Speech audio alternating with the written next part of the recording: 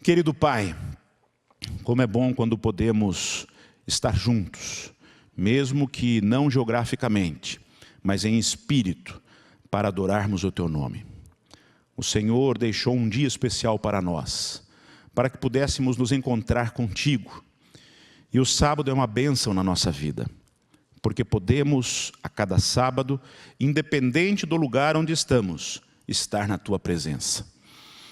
Mas um dos objetivos de estarmos juntos contigo nas horas do sábado é para também sermos alimentados por Tua palavra. E nesse instante, queremos pedir as bênçãos de Deus, queremos pedir a Tua presença, para que ao lermos o texto sagrado, possamos juntos tirar lições para a nossa vida, possamos juntos crescer com o conhecimento que a Tua palavra nos dá. E assim, ao sermos alimentados, nos tornarmos testemunhas vivas do Teu Evangelho às outras pessoas. Queremos pedir também, Senhor, que este momento seja um momento de adoração, um momento de entregarmos a nossa vida em Tuas mãos. Por isso, afaste de nós tudo aquilo que possa atrapalhar este momento de adoração. Se estamos em casa, que tenhamos a possibilidade de ter a reverência, de ser um momento de culto. Se estamos no lugar aberto, que as pessoas que circulam perto de nós possam ser tocadas pelo Teu Espírito e não nós atrapalhados pelo Espírito do mal. Que neste momento apenas o Teu nome seja honrado. É a oração que fazemos a Ti. Amém. Abra sua Bíblia no livro de Jonas. Mantenha sua Bíblia aberta no livro de Jonas. Nós não vamos sair desse texto. E é interessante que Jonas não é um livro muito grande, por isso nós teremos possibilidade de juntos estudar nesta manhã o livro de Jonas. Mas eu quero começar esta meditação fazendo uma pergunta a você. E a pergunta é muito simples. Qual é a grande motivação da sua vida? Ou quais são os motivos que fazem com que você levante de manhã, trabalhe o dia todo, chegue cansado em casa, mas chegue feliz? Quais são as razões que lhe levam a dizer o seguinte: isto me traz alegria? Sabe que em qualquer parte da vida, nós somos motivados e agimos conforme a nossa motivação. Estudos têm comprovado que pessoas motivadas, elas são capazes de realizar tudo, tanto para o bem quanto para o mal. E a motivação faz com que muitas pessoas alcancem aquilo que elas nem imaginavam alcançar. Em contrapartida, pessoas desmotivadas, que não sentem vontade de fazer as coisas de uma maneira mais intensa, mais intencional naquilo que faz, pode até ter bons resultados naquilo que faz, mas se tornam pessoas frustradas, se tornam pessoas amargas, se tornam pessoas infelizes. E no mundo cristão, ou trazendo para as questões espirituais, isto também é verdadeiro. Nós somos motivados pelo Evangelho para quê? O que nos motiva ou nos proporciona momentos agradáveis para estarmos em comunhão com Deus e fazermos as coisas para Deus? Talvez essa seja a grande pergunta que temos que responder para nós. Qual é a sua paixão para o serviço de Deus? Eu gosto de olhar para as narrativas bíblicas. A palavra de Deus, uma boa parte dela, cerca de 70% do conteúdo bíblico, são histórias, são narrativas bíblicas, que estão escritas para levar a pessoa que lê a compreender, segundo a história, segundo o fato histórico relatado, como Deus agiu para o bem da vida das pessoas. E estas histórias, comparadas com a nossa vida, trazem para nós também lições para compreendermos como Deus pode agir na nossa vida. E é por isso que eu convidei você nesta manhã para abrir a sua Bíblia no livro de Jonas. O livro de Jonas é uma narrativa bíblica. O livro de Jonas conta uma história de uma pessoa, de um ser humano, que ele mesmo escreveu a sua história, apesar de estar escrito na terceira pessoa. Jonas faz parte de um grupo seleto de homens chamados por Deus para uma missão específica. E estes homens, profetas, são chamados pelos estudiosos como os profetas menores, que são aqueles livros contidos na Bíblia, de pequenos volumes com a sua história, com a sua mensagem, com a sua ação naquilo que faz. E é interessante notar que quando nós vamos para o livro de Jonas, nós entendemos Jonas como um profeta, mas um profeta que não prediz nenhuma profecia. Mas Ellen White, falando sobre os homens chamados por Deus, no livro Educação, na página 45, diz assim sobre os profetas: os profetas eram reconhecidos como ensinadores divinamente designados. Na mais alta acepção da palavra, o profeta era alguém que falava por direta inspiração. Esta comunicação era dada ao povo, mas esse nome também era dado àqueles que, embora não fossem diretamente inspirados, eram divinamente chamados para instruir o povo nas palavras e caminhos de Deus.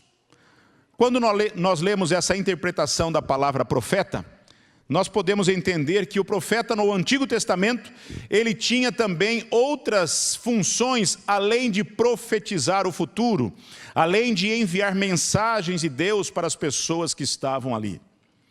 E um desses personagens, considerados um dos profetas de Deus, é o profeta Jonas. Quem era Jonas? Jonas tem significado do seu nome de pomba. Sim, uma pomba. E muitos nomes bíblicos levavam consigo identificação de animais, mas é no sentido de singeleza, ternura, pureza, gentil, simplicidade. Jonas foi um profeta que viveu pelo período do exílio, um pouquinho antes. Muitos dos profetas menores profetizaram, serviram como educadores, pregadores, neste período de aproximadamente 300 anos. E os livros bíblicos, principalmente os livros bíblicos finais do Velho Testamento, foram normalmente escritos por estes homens inspirados por Deus. Se você olhar o livro de Jonas, e está aí na sua mão, é um dos menores livros da Bíblia, com apenas 48 versículos. Embora esses 48 versículos estejam divididos em 4 partes, em 4 capítulos. É uma narrativa praticamente de uma história só. E os estudiosos da Bíblia até confirmam que Deus chamou Jonas para apenas uma missão, não mais do que isso. E o relato bíblico contido nas páginas do texto sagrado, apresenta essa missão de Jonas. Em nenhum outro lugar da Bíblia, exceto aquele citado por Jesus em Mateus, ao falar sobre o período de Jonas, é dito que Jonas tem exercido outras atividades, mas apesar de ter um ministério curto, ele teve um ministério guiado e abençoado por Deus. Nesses 4 capítulos que nós encontramos no livro de Jonas, nós podemos dividi-los em 4 momentos especiais. E são esses momentos especiais que determinam aquilo que aconteceu com Jonas. O capítulo 1 apresenta um Jonas correndo de Deus. O capítulo 2 apresenta um Jonas correndo para Deus. O capítulo 3 apresenta um Jonas correndo com Deus. E o capítulo 4 apresenta um Jonas correndo adiante de Deus. O que isso tem de importância? E como nós podemos tirar lições para a nossa vida da história de Jonas nessas 4 fases de correr de Deus, correr para Deus, correr com Deus e correr adiante de Deus? Vamos analisar? Vamos então ir ao texto de Jonas capítulo 1, versículo 1. Leia comigo aí em sua Bíblia. A palavra do Senhor veio a Jonas, filho de Amitai, com esta ordem: vá depressa à grande cidade de Nínive e pregue contra ela, porque a sua maldade subiu até a minha presença. É interessante que todos os profetas chamados por Deus, eles foram chamados para ministrar uma mensagem, ministrar uma profecia, ou dizer alguma coisa, uma mensagem especial para o povo de Deus. Jonas é o único profeta do Velho Testamento que fora chamado por Deus para profetizar, para pregar para os pagãos. Todos os outros profetas bíblicos do Velho Testamento tinham uma mensagem voltada para o povo de Deus, para o povo hebreu, para o povo de Israel. Aqui nós vemos no capítulo 2, no versículo 2, melhor dizendo, Deus dando uma ordem para que Jonas vá para uma outra cidade, não pertencente ao território de Israel, não adoradores de Deus, não convictos das promessas de Deus, mas um povo pagão, idólatra, que não conhecia Deus. Mas por alguma razão, Deus pediu para que Jonas fosse evangelizar um território desconhecido. E nesta ida para Nínive, ou nesta ordem para ir a Nínive, isto mexeu muito com o nosso amigo Jonas. Jonas tinha uma característica muito peculiar na sua maneira de ser. Jonas sentia que Deus era para o seu povo, Deus não era para ser oferecido a outras pessoas. Aquele sentimento de que se Deus é para mim, por que eu vou falar de Deus para pagãos que podem inclusive vir contra nós? Não, o Deus de Israel, o único Deus, o teocêntrico Deus, Ele é do nosso povo, Deus nos escolheu como nação eleita. Então Deus deve ter se equivocado ao chamar-me para ir a esse lugar. Sabe quando as pessoas se colocam no lugar de Deus? Quando as pessoas questionam a Deus, não por suas ordens, mas porque acham que as suas ordens estão erradas? Foi Jonas nesse momento. Ele era um servo fiel. Ele era alguém que tinha um relacionamento com Deus, porque se ele não tivesse um relacionamento com Deus, Deus não teria chamado para esta missão. Mas nesse momento, Jonas apresentou uma fé egoísta. Deus não é dos outros, Deus é meu e do meu povo. E sabe que nesse sentido, Jonas toma talvez uma das piores decisões da sua vida. E nesta decisão, Jonas decide ir para outro lugar. A palavra de Deus diz que ele desce da cidade de Jerusalém, onde ele estava, percorre 50 quilômetros, vai até Jope, e ali, naquela cidade de Jope, ele pega uma embarcação para Tarsis. Este egoísmo religioso de Jonas fez com que ele tomasse uma decisão de não propagar o evangelho para outras pessoas. E então Jonas pega o barco totalmente oposto àquilo que Deus tinha pedido. Deus pede para que ele vá para Nínive. Nínive hoje é uma das cidades que fica no país do Iraque. Mossul, uma cidade atual ali, grande, forte. No tempo de Jonas, esta era a grande Nínive. Mossul fica a 350 quilômetros de Bagdá. E ali era para Jonas chegar, e ele vai então para Tarsis. Onde ficava Tarsis? Só para termos uma noção da distância da decisão de Jonas. Tarsis ficava na Espanha, numa das ilhas próximas à região sul da Espanha. Então, em vez de ir para o Oriente Médio, muito próximo da onde ele estava, ele pega uma embarcação, atravessa o mar Mediterrâneo e vai para Tarsis, para a Espanha. Na sua cabeça, na sua mente, quanto mais longe, melhor. Quanto mais distante do objetivo que Deus me colocou, melhor.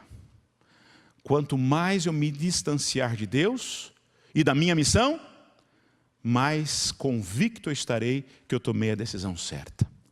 Sabe, queridos, o coração humano prefere muitas vezes tomar suas decisões através dos seus próprios juízos e interpretações.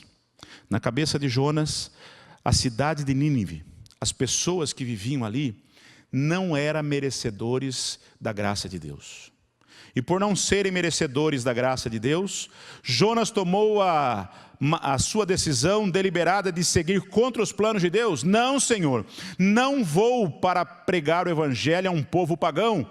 Eles não merecem terem a Deus como eu tenho. Mas os planos humanos nem sempre são os planos de Deus. E às vezes Deus coloca diante de nós adversidades para que nós possamos lembrar que estamos seguindo caminhos que não são aqueles que Deus preparou para nós. Veja o verso seguinte daquilo que nós lemos, versículo 3 do capítulo 1. Mas Jonas fugiu da presença do Senhor. Dirigindo-se para Tarsis, desceu à cidade de Jope, onde encontrou um navio que se destinava àquele porto. Depois de pagar sua passagem, embarcou para Tarsis, para fugir do Senhor.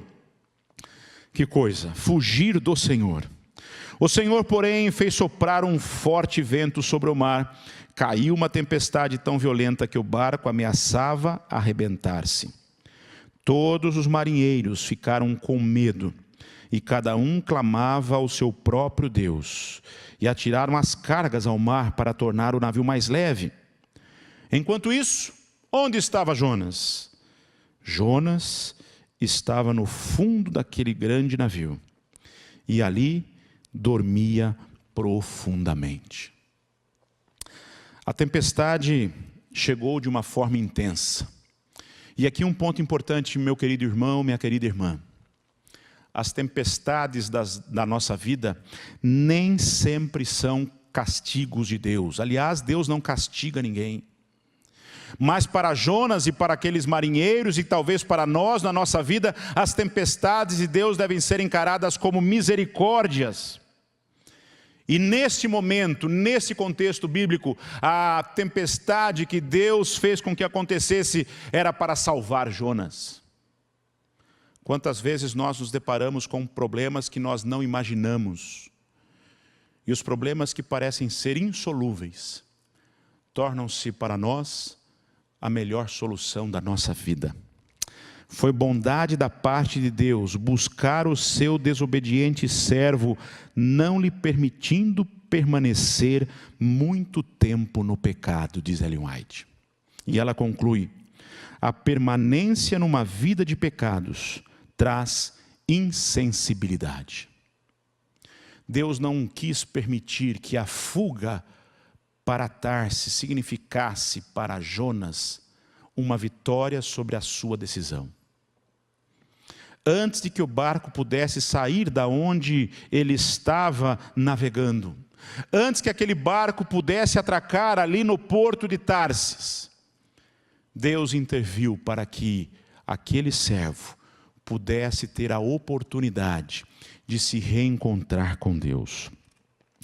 Naquela angústia, como nós acabamos de ler, os marinheiros, homens acostumados com o mar, começaram a clamar porque eles sabiam que aquela tempestade não era comum de ser enfrentada.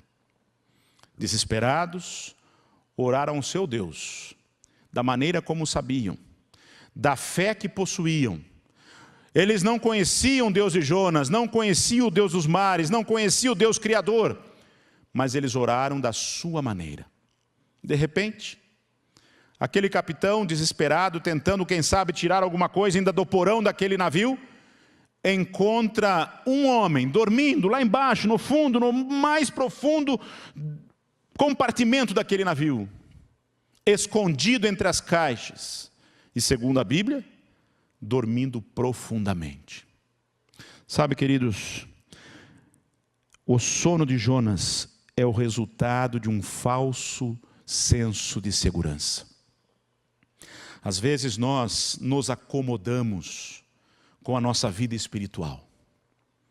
Participamos das atividades da igreja, estamos presentes aos cultos, gostamos de cantar no coral, gostamos de ouvir as músicas da Novo Tempo, gostamos de, quem sabe, participar de uma atividade online nos dias atuais.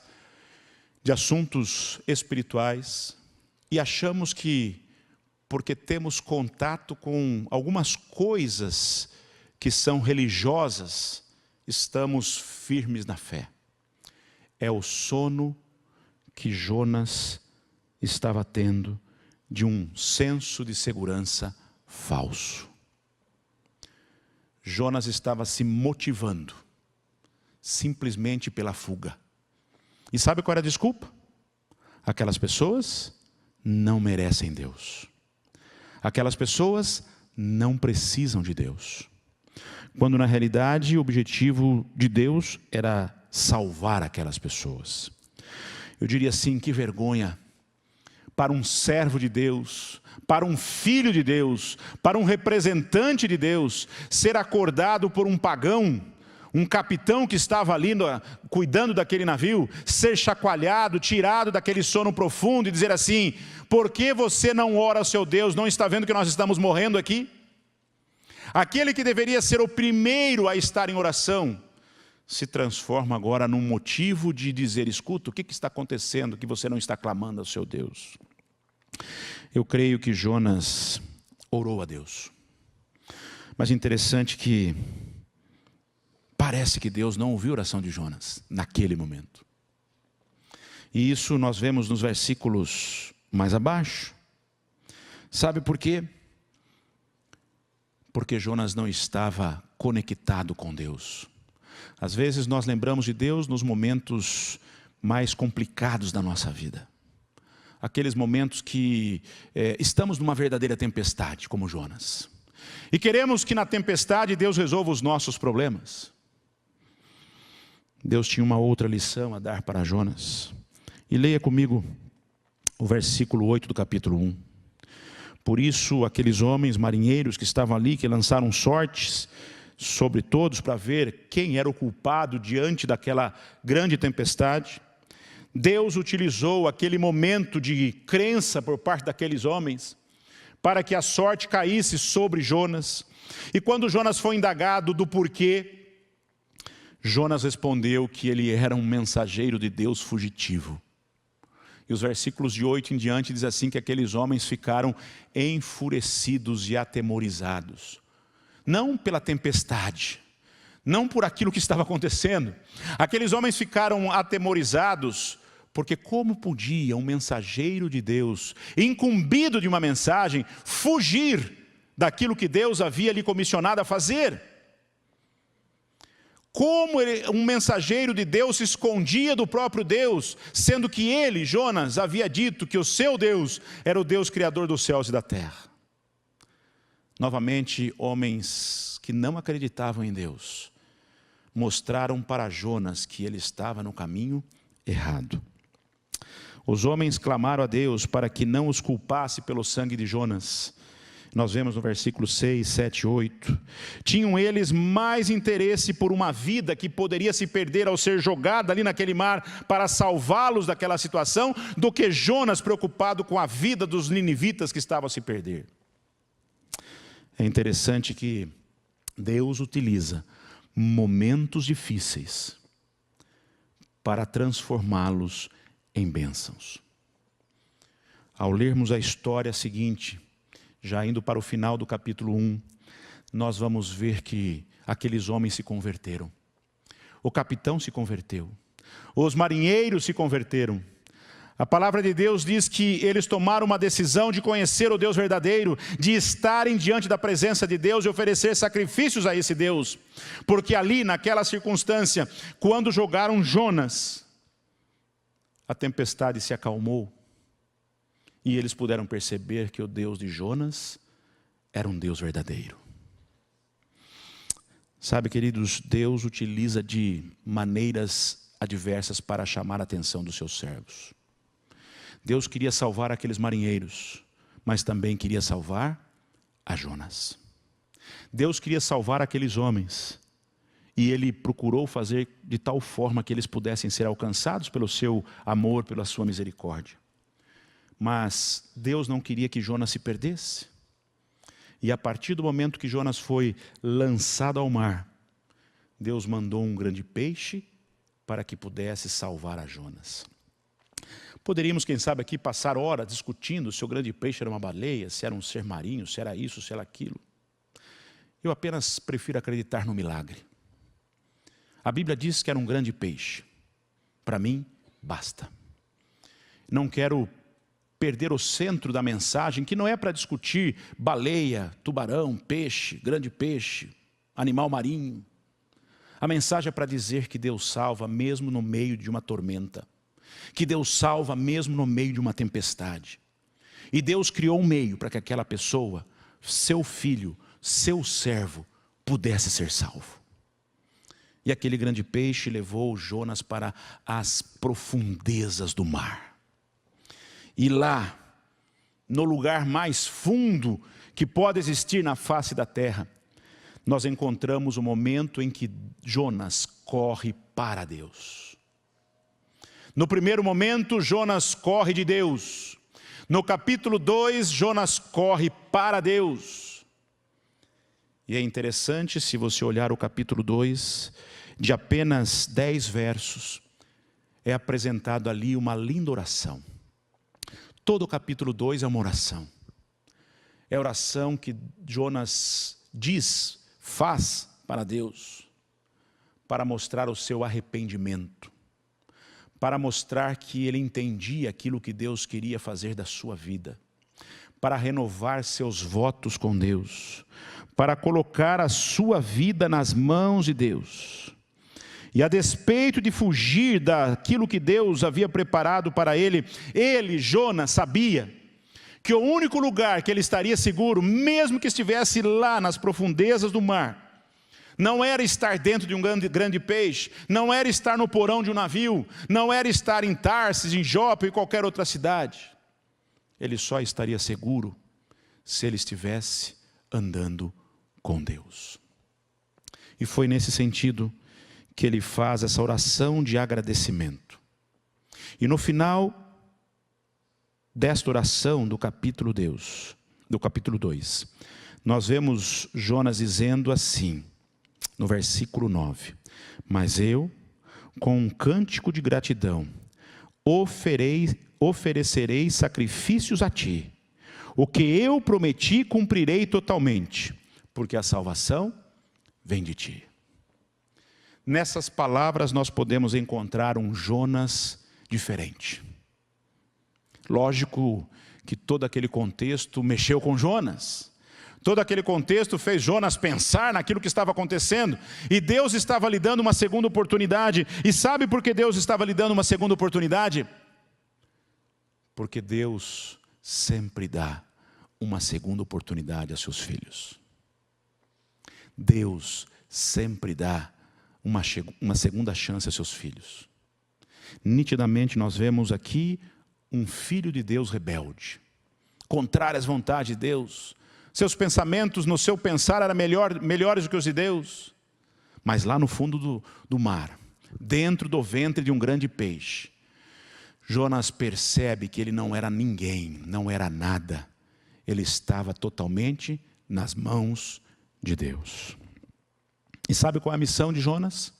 Quando ele diz essas palavras no versículo 9, ele coloca de uma maneira muito intensa, dizendo o seguinte: Senhor, estou pronto, entendi o teu propósito, eu sei o que o Senhor quer para a minha vida. E agora nós vemos um Jonas, não mais correndo de Deus, não precisando mais correr para Deus, mas nós vamos ver um capítulo 3, um Jonas correndo com Deus. Olha o que diz o início do capítulo 3. A palavra do Senhor veio a Jonas pela segunda vez, com essa ordem: vá à grande cidade de Nínive e pregue contra ela a mensagem que eu lhe darei. É interessante que, não sei se você é assim, mas algumas pessoas não conseguem confiar em alguém que não demonstrou ser confiável. Deus tinha todos os motivos para dizer: Jonas, eu te perdoo. Jonas, eu entendo a tua atitude de reconsagração, de reentrega, mas eu acho que você não vai conseguir fazer o que eu quero. Eu vou mandar uma outra pessoa para Nínive. Eu vou mandar um outro profeta para lá. Jonas, agora eu vou dizer para você voltar para a sua cidade, vou te dar ali alguma coisa para você fazer, mas eu não confio mais em você. Não, Deus não fez assim. Imediatamente quando Jonas disse, Senhor, entendo a tua palavra, entendo o teu propósito, estou pronto para seguir, Deus disse para Jonas, então agora, meu filho, vá para onde você tinha que ir. Vá para Nínive. Diga àquele povo aquilo que você precisa dizer. Deus não é apenas o Deus da segunda oportunidade. Deus é o Deus da misericórdia, que te acompanha naquilo que você precisar dele. Sabe, irmãos, eu fico admirado de ver o posicionamento de Jonas. Deus sabia quem era Jonas. Deus sabia da sua capacidade de liderança. Deus sabia da sua capacidade de falar, de pregar. Ele era uma pessoa tremendamente forte nos seus pensamentos. E quando Deus manda Jonas para Nínive, a grande cidade, Ele não estava dizendo para ir num vilarejo. Como eu disse, Nínive era uma das grandes cidades da época. Aliás, maior do que a própria Babilônia. Era a maior cidade do mundo conhecido. 96 quilômetros de circunferências. Dentro de Nínive tinha 1.500 torres para 1.500 deuses. Os muros da cidade de Nínive tinham 30 metros de altura. Eram tão largos que poderiam passar por ali 3 carruagens, uma ao lado da outra. Não era uma cidade qualquer. E lá no finalzinho do capítulo 4, diz inclusive quantas pessoas moravam em Nínive. O próprio Deus dizendo que ali existiam 120 mil pessoas para serem alcançadas. Quantas cidades do Brasil possuem 120 mil habitantes? Você sabe? Cerca de 60% das cidades brasileiras têm menos de 15 mil habitantes. 60% das cidades brasileiras têm menos de 15 mil habitantes.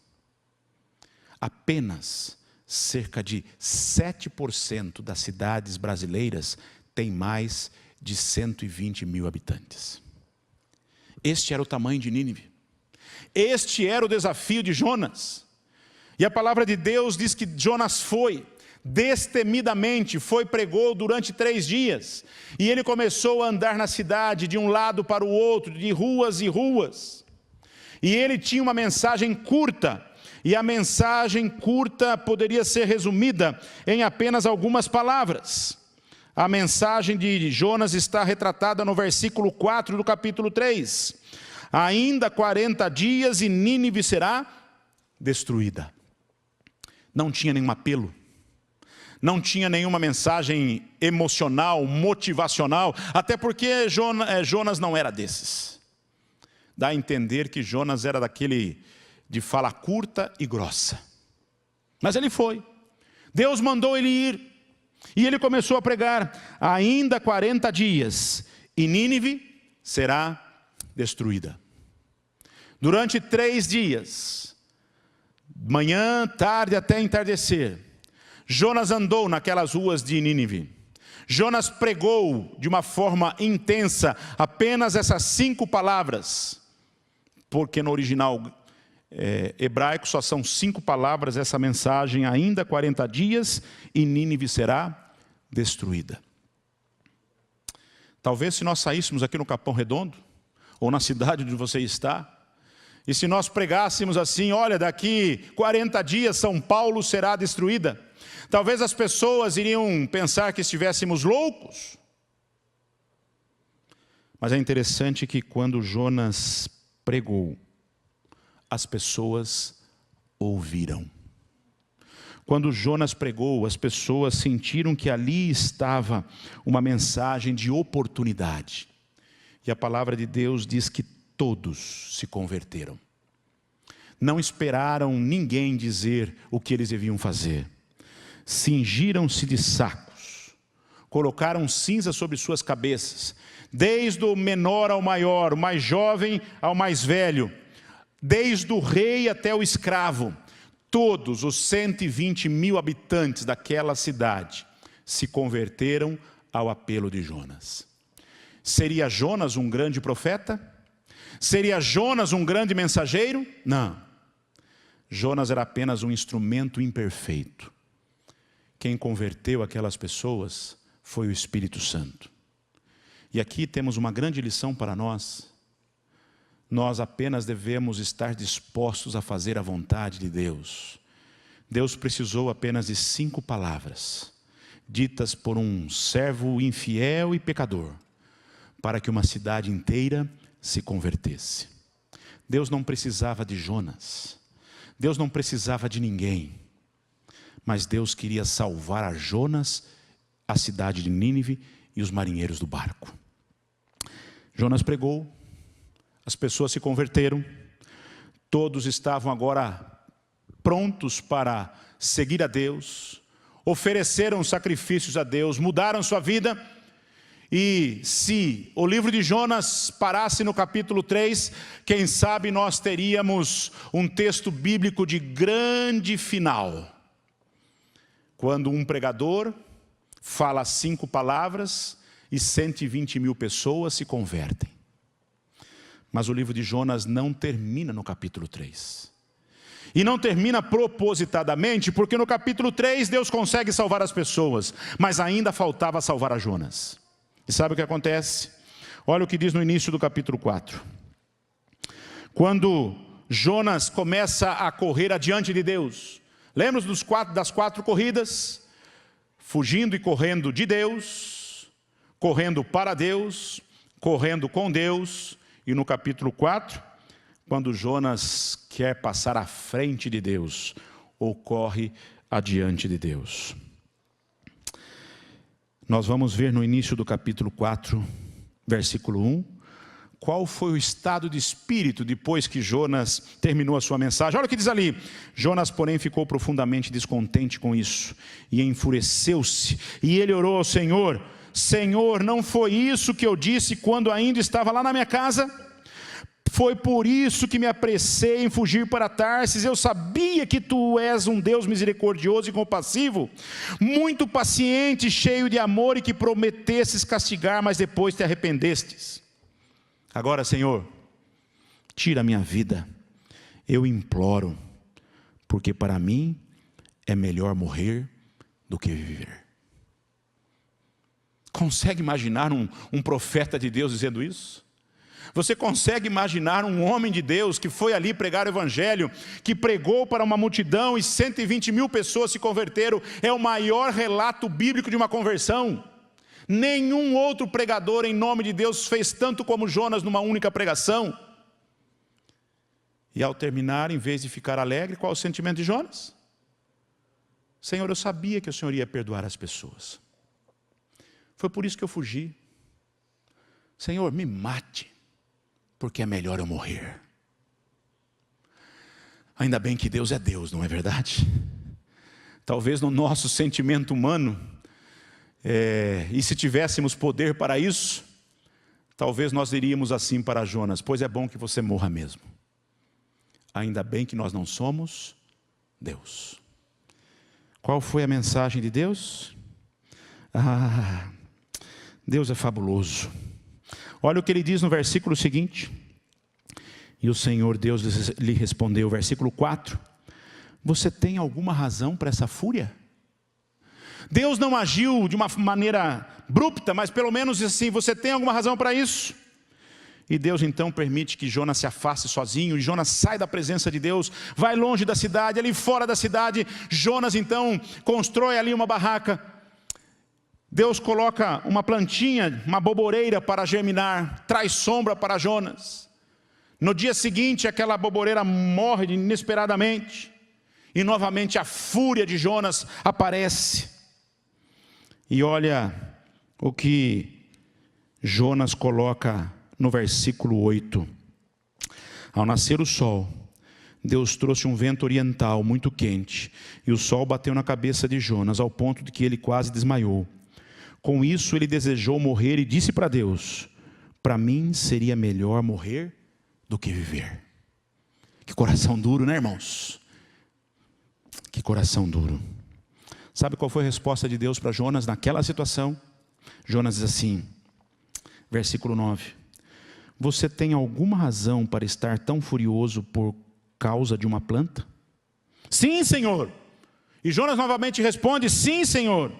E eu estou tão furioso. Versículo 9. Final do versículo 9. Eu estou tão furioso que eu quero morrer. Sabe qual foi a resposta de Deus? Versículo 10. Você tem pena desta planta, embora não a tenha podado, nem a tenha feito crescer. Ela nasceu numa noite e numa noite morreu. Contudo, Nínive tem mais de 120 mil pessoas que não sabem distinguir a mão direita da esquerda, além de muitos rebanhos.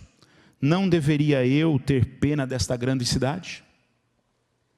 Sabe, queridos, quando eu olho para essa resposta de Deus, eu fico pensando na resposta de Jonas. Mas, diferentemente de todos os outros livros, o livro de Jonas não termina da forma como nós gostaríamos. Não existe um término no livro de Jonas. Jonas recebe essa mensagem de Deus. Jonas não responde a Deus. Mas nós sabemos que Jonas foi quem escreveu o livro. E por que Jonas não responde? E sabe qual a lição que eu tenho para mim? É que Jonas não respondeu para que nós pudéssemos refletir nas nossas respostas para Deus. É como se Jonas estivesse colocando no nosso colo, se fosse você, qual seria a sua resposta? Eu quero ir terminando a mensagem, e eu tirei para mim aqui algumas lições, rápidas lições. E essas lições penso ser importantes para a nossa vida como cristãos, para nos motivarmos e não frustrarmos com a nossa vida. Primeira lição: Deus não faz distinção de raças. Todos estão dentro do coração de Deus. Quer sejam hebreus, quer sejam gentios.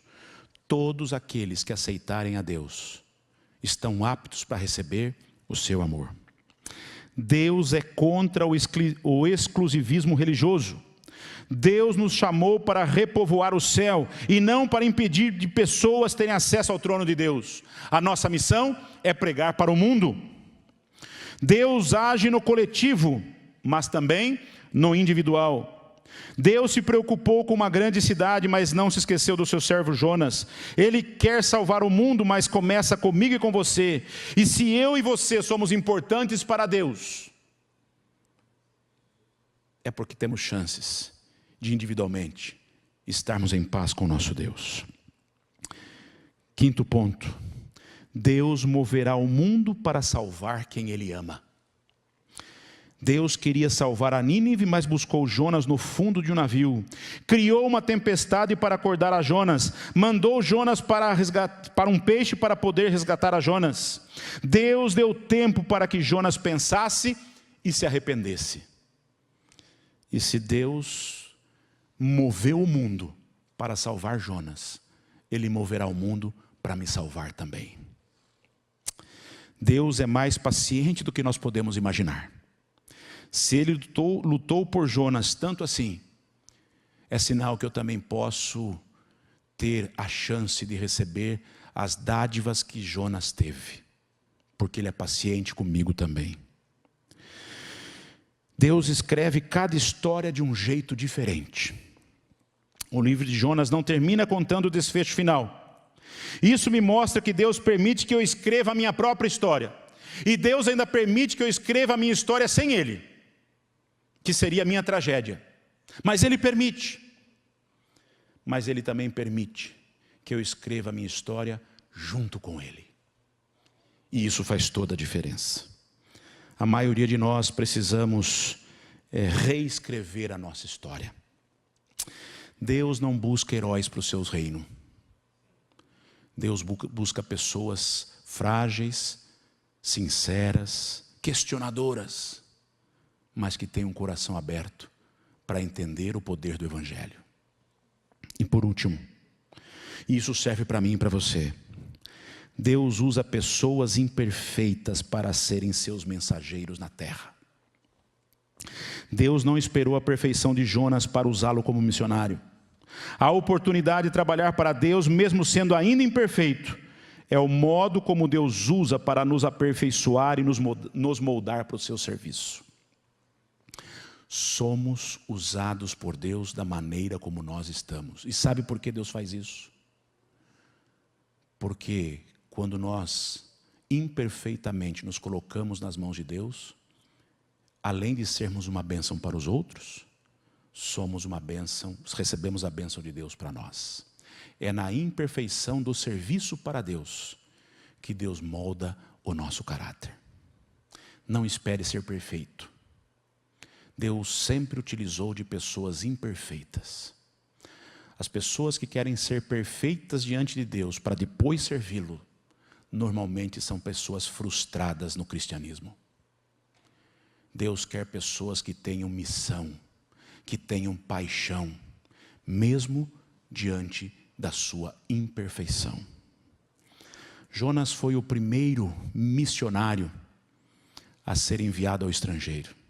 Lá em Mateus 24, nós encontramos: e ser-me-eis testemunhas tanto em Jerusalém, como em toda a Judéia e Samaria e até os confins da terra. Em Atos 1 também fala sobre isso. Nós somos os mensageiros de Deus hoje, imperfeitos. Não espere que Deus faça alguma coisa impossível para que depois você encontre quem é Deus para você.